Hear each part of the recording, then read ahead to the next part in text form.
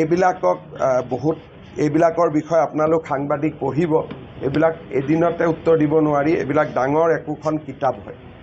গতিকে আপোনালোকে পঢ়িব যে কেনেকৈ কোনে পইচা পায়, কেনেকৈ ক'ৰ পৰা আহে, কেনেকৈ ফাণ্ডিং হয়, USTM কেনেকৈ আৰম্ভ হৈছিল, তাৰে কেতিয়াবা গোটেই পইচা অহা প্ৰথম আৰম্ভণিটো চাব।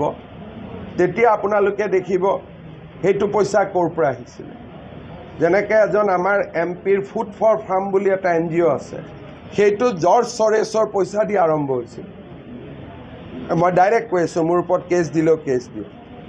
গতিকে এই কথাবিলাক অসমক লৈ বহুত ৰাজনীতি হৈ আছে।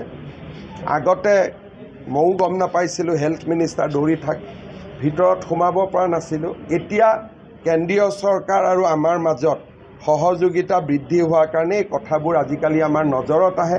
আমি তৎকালীনভাৱে ব্যৱস্থা ল'ব পাৰোঁ, নহ'লে ইমান দিন চাপৰৰ সন্মুখততো ডাঙৰ লাইন পাতি গ'লহেঁতেন। ইয়াক ঘৰ দিয়া, তাক মাটি দিয়া, তাক ফৰেষ্টৰ দখল কৰা। BTADৰ ঘটনাৰ সময়ত যিমান মানুহ ওলাই গৈছিল, পৰৱৰ্তী সময়ত তাতকৈ বেছি মানুহ আহি সোমাই থাকিলে। এইবিলাক মানুহৰ কাৰণে এই একোটা 30,000 টকাৰ ঘৰ আনিলে, আজমলে বোলে কয় মই 3,000 ঘৰ বনাই দিম, মেহমুদ মাদানীয়ে বোলে কয় মই 6,000 ঘৰ বনাই দিম। তেওঁলোকৰ নিজৰ পইচাটো এটাও নাছিলে। পিছত গম পালে এই পইচাবিলাক বাহিৰৰ পৰা আহিছিল। গতিকে এই ঘটনাবিলাক লৈ আজি আমি যথেষ্ট সজাগ, আৰু আমি অসমত এনে ঘটনা ৰিপিট